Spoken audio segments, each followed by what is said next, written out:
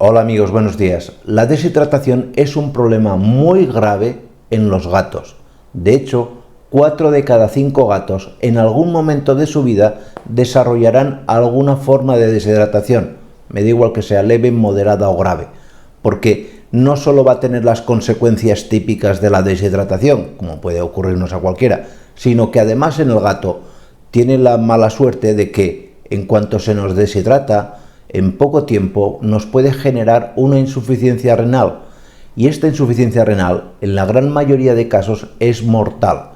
Por eso es fundamental, es básico, que sepáis identificar los primeros signos y señales que os hagan pensar que vuestro gato está deshidratado, porque cuanto antes lo rehidrates, como te voy a explicar también en este vídeo, antes evitaremos el riesgo de que se nos muera por falta de agua. ¿De acuerdo? Pues no me enrollo más, y aquí os lo cuento. Entre los signos y señales en los cuales primero te tienes que fijar para saber que tu gato se empieza a deshidratar, tienes que fijarte siempre en lo siguiente. Primero, mírale los ojos. Si notas que el ojo lo tiene como más hundido, como no tan sobresaliente hacia el exterior, sino más hundidito en la cavidad craneal, peligro. Esto ya empieza a ser una señal bastante característica. Notarás también que si coges un pellizco de la piel, esto cuando lo acaricias, la forma de la piel le cuesta más volver a su equilibrio normal.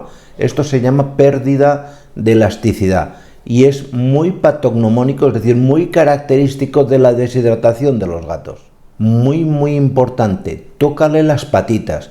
Notarás que la punta de las patas, de tanto traseras como delanteras, se encuentra tremendamente fría. Notarás también, si lo llevas en brazos, notarás, extiende la palma de la mano en la cavidad torácica y notarás que la frecuencia de su corazón, su frecuencia cardíaca, está acelerada. Es decir, que su corazón le late mucho más rápido. Ábrele en ese momento la boca y mira el color de la mucosa, de sus encías. Notarás que primero las tiene más secas y con tendencia a estar un poco más paliduchas. Lógicamente, el animal perderá el apetito, lo encontrarás mucho más apagado, mucho más aletargado, y ya si la deshidratación es avanzada, si es una deshidratación grave, verás que incluso le cuesta respirar. Te sugiero que no esperes a ver todos estos signos y señales a la vez.